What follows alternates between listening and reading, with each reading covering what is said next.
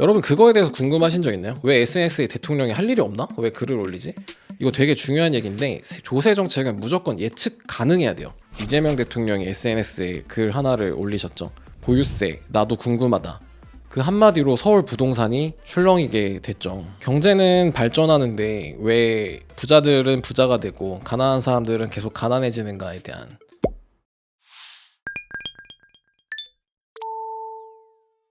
1879년 헨리 조지의 진보와 빈곤이라는 책이 미국에서 탄생을 하게 됩니다.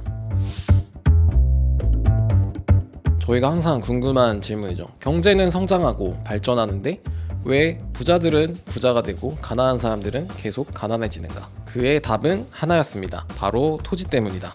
토지에만 세금을 매겨라. 그 하나면 충분하다. 그게 바로 그 유명한 토지 단일세 이론입니다. 150년이 지난 지금 이재명 대통령이 SNS에 글 하나를 올리셨죠. 보유세 나도 궁금하다. 그 한마디로 서울 부동산이 출렁이게 됐죠. 네, 오늘은 그 150년에 대한 이야기와 종합부동산세가 어떻게 탄생했고 그게 어떤 식으로 시장에 영향을 미쳤는지에 대해서 조금 재밌게 이야기를 나눠보도록 하겠습니다. 토지 단일세 이론은 그 굉장히 150년 역사 동안 엄청난 화두였어요. 그러니까 재정학이라고 하죠. 그 세금에 대한 학문인데 그 어떠한 책에도 토지 단일세 이론이 빠지는 책이 하나도 없을 정도입니다. 세금에는 크게 두 종류가 있다고 보시면 돼요. 국민의 행동을 바꾸는 세금, 그리고 국민의 행동을 바꾸지 않는 세금이 있습니다. 토지 단일세는 국민의 행동을 바꾸지 않는 세금으로 분류가 돼서 우월한 세금으로 평가가 됐었던 거고요. 근데 국민의 행동을 바꾸는 세금은 생각만 해도 너무 다양하게 있을 것 같아요. 뭐 예를 들어서 담배세가 오른다라고 가정을 하면은 담배값이 이제 10,000원이 된다고도 지금 얘기가 나오고 있거든요. 그러면은 당연히 금연하는 사람들이 많아질 거고, 담배를 파는 전국의 편의점들은 금연하는 사람이 많아지니까 아무래도 매출이 좀 줄겠죠. 그리고 담배인상공사는 당연히 그거에 대한 타격을 입을 거고요. 근데 담배 세금을 많이 걷어서 뭐 그걸로 좋은 일을 하면은 뭐 다른 사람이 좋아질 수도 있겠죠. 이게 뭐 결과적으로 어떠한 국가에 이득을 주고 손해를 줄지에 대해서 예측하는 것이 굉장히 어려워요. 다만 저희가 예측할 수 있는, 확답할 수 있는 거는 당연히 국민의 행동이 그 세금으로 인해서 바뀌게 된다는 거겠죠. 그래서 비행기의 값이 오른다라고 가정을 했을 때 제주도에는 사람들이 많이 안 가게 될 거고, 제주도민들은 그거에 대해서 좀 많은 손해를 보게 될 거겠죠. 이러한 세금에 대해서 국민들의 행동이 바뀌게 되고 그에 대한 타격을 누군가는 입게 됩니다. 근데 결과적으로는 세금은 무조건 손해를 끼칠 수밖에 없어요. 왜냐면은 그 세금에 대한 손해를 국민이 지게 되고 그거를 국가가 가져가는 구조이기 때문에. 근데 행동이 교란될 때는 그 세금에 대한 손실 외에도 추가적인 경제적 타격이 오게 되거든요. 아까 얘기한 담배라던가 뭐 비행기 값이 오른다던가 하는 그런 일들이 발생했을 때. 그렇기 때문에 세금 외에 국민이 추가적으로 부담해야 되는 타격, 이런 것들을 사중 손실이라고 해요. 영어로는 이제 데드웨이트 로스라고 하는데, 이 사중 손실을 최소화하는 세금을 걷는 것이 조세학에 있어서 재정학에 있어서 가장 중요한 이론이었죠. 근데 토지 단일세 같은 경우는 가장 우월한 세금이라는 얘기가 있었어요. 왜 그러냐면 토지는 절대 바뀌지 않아요. 지진이 일어난다던가 뭐 무슨 천재지변이 일어나서 뭐 갑자기 막 빙하기가 오고 뭐 이렇게 해서 토지가 바뀌지 않는 한에는 실질적으로 토지는 어디 도망가거나 바뀔 수가 없거든요. 그렇기 때문에 토지에다가 세금을 매긴다고 해서 딱히 국민의 행동이 교란되는 게 없어요. 뭐 예를 들어서 토지에 내는 세금을 내기 싫어가지고 땅을 누가 팔았다고 쳐요. 땅을 산 사람이 있으니까 당연히 그 사람도 세금을 내게 되겠죠. 근데 그에 있어서 뭔가 손실이 따로 발생하지가 않아요. 근데 토지를 팔았을 때 양도소득세, 예를 들어서 파는 거에 대한 세금을 매기게 되면 나는 땅을 파는 거에 대한 세금을 매고 싶지 않아 해서 땅을 안 팔게 되겠죠. 이렇기 때문에 조세 제도상 보유세는 굉장히 우월한, 특히 토지 단일 보유세에 대해서는 이거는 가장 세금 정책적이든 아니면은 뭐 사중 손실을 최소화하는 이론이로든 가장 우월한 세금이라고 평가가 되고 있었습니다. 한국에서의 좀 토지 관련된 세금에 대해서 좀 얘기를 해볼게요. 2003년에 노무현 정권이 들어서게 됐습니다. 그때 노무현 정권이 천명한 한 가지 원칙이 있었어요. 하늘이 두 쪽 나도 부동산만큼은 잡겠다. 그게 이제 그 정권의 핵심적인 목표 중 하나였는데, 그 당시에 거의 15번, 17번 넘게 부동산 정책이 바뀌었고, 그 정책이 바뀌는 과정 중에 2005년에 새로운 세금이 하나 탄생하게 됩니다. 바로 종합부동산세입니다. 과거에 종합부동산세가 없었는데 왜 생겼냐면, 종합부동산세는 보유세거든요. 아까 말씀드린 것처럼 부동산에 대해서 매기는, 그걸 가지고 있는 사람들한테 뭐 무조건적으로 내게 하는 세금인 재산세가 있었고, 그거에 있어서 추가적으로 상위 자산가, 그 당시에 한 5% 정도가 됐어요. 고액 부동산 자산가들에 대해서 종합부동산세란 일종의 보유세를 하나 더 내라, 이렇게 해서 만들어진 게 이제 종합부동산세입니다. 그래서 종부세가 생김으로써 그 당시에 굉장한 고액 자산가들한테 타격이 있었고, 근데 이제 재밌는 게 종부세가 생김으로써 집값이 내려갈 줄 알았는데 집값은 엄청나게 폭등해요. 실제 노무현 정권 때 저희가 생각하는 그 부의 사다리라고 하나요? 노력하면 그 사다리를 올라가서 나도 고액자산가가 될 수 있다라는 생각을 하는 게 이제 보통 열심히 사는 사람들의 생각이잖아요. 사다리가 이제 끝났다, 이런 얘기가 돌 정도로 집값이 정권 있는 동안에 거의 한 108%? 아마 KB 부동산 뭐 통계가 좀 다른 통계들이 있긴 한데 100% 이상, 그러니까 2배 이상 다 뛰었다는 소리죠. 그래서 종부세가 생김으로써 집값이 올랐는지 안 올랐는지에 대한 파급 효과는 너무 거미줄처럼 촘촘하기 때문에 확답할 수는 없지만, 종부세가 생김으로써 집값이 오른 부분도 분명히 있거든요. 아까 말씀드린 것처럼 종합부동산세는 국민의 행동을 어느 정도는 교란했다고 생각이 드는 게, 헨리 조지가 얘기한 토지 단일세 이론은 재밌는 게 부동산 단일세가 아니에요. 토지 단일세입니다. 토지는 도망갈 수가 없는데 종합부동산세는 토지와 건물 둘 다에게 세금을 부과하게 되거든요. 그 당시 종합부동산세의 별명이 뭐였냐면은 바로 로빈후드세였어요. 부자들의 돈을 뺏어가지고 어려운 사람들한테 나눠줘가지고 의적 소리를 들었잖아요. 최초의 종합부동산세는 고액 부동산 자산가들을 타겟팅한 세금이었어요. 상위 5% 부동산 자산가들에 대해서만 세금을 매겨서 그 세금을 뭐 로빈후드처럼 걷어서 뭐 이렇게 국민들에게 나눠줘서 뭐 불평등도 해소하고 뭐 모두가 잘 먹고 잘 살자가 이제 그 취지였는데, 근데 재밌는 게 종합부동산세가 생기고 나서 집값은 더 올랐어요. 네, 노무현 정부 때 종합부동산세가 만들어지고 나서 집값이 내려갈 거라고 생각을 했지만 부동산 가격은 오히려 치솟았어요. 그 다음 이제 이명박, 박근혜 정권을 거쳐서 문재인 정권 때, 그 당시 이제 저희가 모두가 기억하죠. 이제 사다리는 끝났다. 그때 문재인 정권 때 종합부동산세에 대해서 세율을 굉장히 올리고 다주택자에 대해서는 뭐 최대 6%까지 종합부동산 세율을 과세를 했거든요.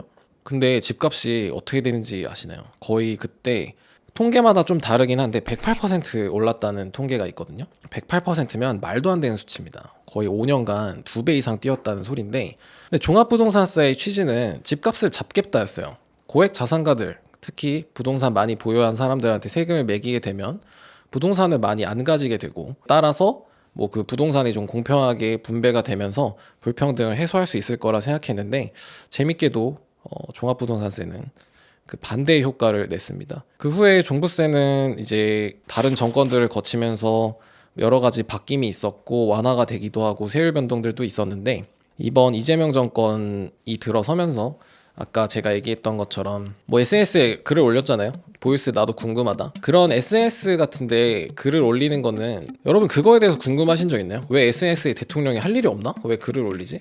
이거 되게 중요한 얘기인데, 조세 정책은 무조건 예측 가능해야 돼요. 갑자기 개정을 하게 되면은 국민의 행동에 또 교란이 일어납니다. 제가 아까 말씀드린 것처럼 그 교란을 최소화하기 위해서 아마 뭐 정책 뭐 홍보팀 같은 데가 있겠죠.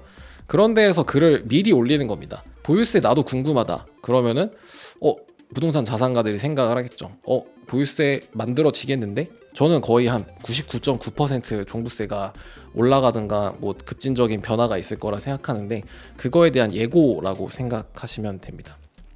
근데 재밌는 게 왜 부동산을 잡겠다고 한 그런 세제 정책들이 전혀 부동산을 잡지 못하고 오히려 그런 격차를 벌리게 됐는지, 그거에 대해서 좀 얘기를 해보려고 합니다. 다시 아까 얘기했던 재정학 얘기를 조금 해볼게요. 헨리 조지가 얘기했던 토지 단일세는 토지에만 세금을 매긴다는 거지 토지 위에 있는 부동산에까지 세금을 매긴다는 건 아니었거든요. 근데 현행 우리나라의 보유세, 특히 종부세는 토지와 부동산, 주택까지 같이 세금을 매깁니다. 이렇게 되면은 주택 공급이 없어지게 돼요. 왜 그러냐면 주택 공급을 많이 하게 되는 사람들은 주택을 많이 보유하게 되겠죠. 그렇게 되면은 보유세가 늘어나기 때문에 주택 공급은 줄어들게 됩니다.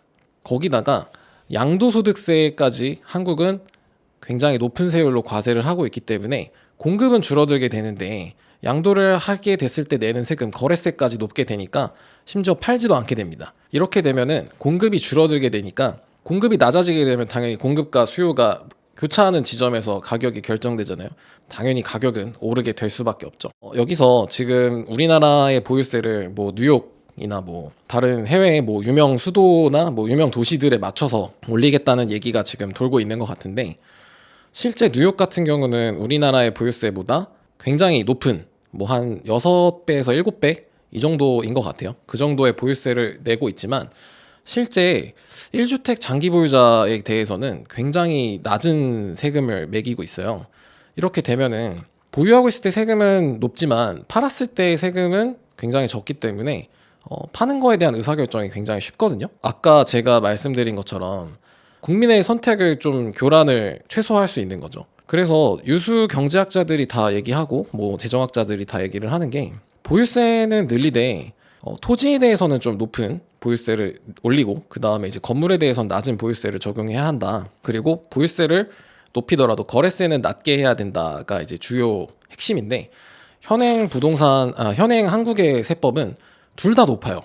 이렇게 되니까 파는 사람도 없고 주택 공급도 안 하게 되고, 주택 공급을 민간이 안 하게 되니까 관영으로 그 사업을 좀 하려고 하는 경향은 좀 있는 것 같아요. 이러한 이제 수요와 공급의 세금으로 인한 뒤틀림 형상이 지금의 높은 부동산 가격을 형성한 것도 큰 영향이 있거든요. 뉴욕 같은 경우는 보유세는 높지만 거래세는 굉장히 낮거든요. 이제 거래세가 우리나라로 치면 양도소득세겠죠. 근데 우리나라는 부유하고 있을 때 세금은 낮지만 거래하고 있을 때 세금은 되게 높아요. 양도소득세가 굉장히 고율의 세금을 매기고 있기 때문에, 심지어 이번에 중과까지 하게 되면은 거의 한 80% 이상을 세금으로 내게 되는데, 내가 부동산 시세 차익에 이득 본 거에 대해서, 그러면은 그냥 뭐 무슨 정치적인 색깔을 떠나서 그 사람이 그 손해를 보면서 팔까요? 이렇게 되면 당연히 공급이 없어지게 될 거고 당연히 가격은 오를 수밖에 없게 되겠죠. 저는 합리적인 세금은 오히려 뉴욕이 맞다고 봅니다. 보유세 측면에서만 볼 게 아니라 뉴욕은 보유세는 높지만 거래세가 낮죠. 근데 한국은 보유세는 낮고 거래세는 높아요. 근데 심지어 이번에 보유세까지 높여버리게 된다라고 하면은 이거에 대해서 시장에 주는 타격이 너무 커질 거라고 생각합니다. 예시를 하나 들어볼게요. 실제 저희 고객의 사례인데, 부동산을 한 3채 정도 가지고 계세요. 뭐 강남에 하나, 뭐 용산에 하나, 뭐 용인에 하나, 뭐 이렇게 가지고 계신데 저한테 그런 말씀을 하시더라고요. 부동산 중과나 뭐 이런 정책이 바뀌는 거에 대해서 어떻게 생각을 하냐, 그리고 이 아파트나 주택들을 내가 파는 게 맞냐 안 파는 게 맞냐. 그래서 제가 뭐 세금이 어떤 식으로 바뀔 거고 제 생각은 그렇고, 그 다음에 중과가 되고 나서 이 부동산을 파시게 되면은 세금을 얼마 내야 되는지를 말씀해 드렸어요. 근데 그분이 실제로 내셔야 되는 세금이 정말 어마어마했습니다. 뭐 한 5억, 그 다음에 중과가 되고 나서 그 이후에는 거진 한 10억에서 뭐 11억 정도의 세금을 내셔야 되게 하더라고요. 그래서 그분이 하신 말씀이 굉장히 심플했어요. 나 그 세금 낼 거면 안 팔래.